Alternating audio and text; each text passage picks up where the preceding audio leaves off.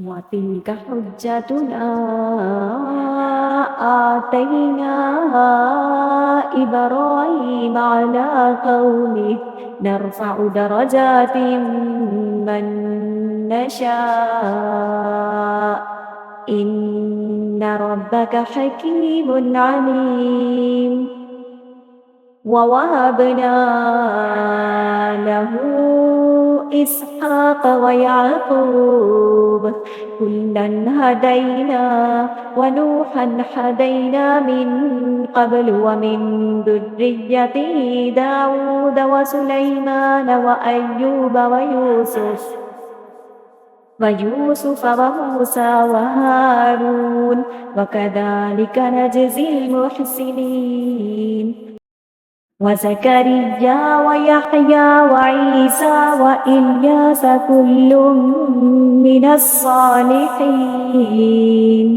وإسماعيل واليسع ويونس ولوطا وكلا فضلنا على العالمين ومن آبائهم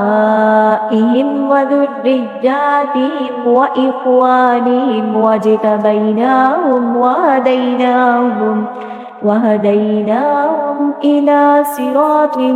مستقيم ذلك هدى الله يهدي به من يشاء من عباده ولو أشركوا لحبط عنهم ما كانوا يعملون أولئك الذين آتيناهم الكتاب والحكم والنبوة فإن يكفر بها هؤلاء فقد وكلنا بها قوما ليسوا بها بكافرين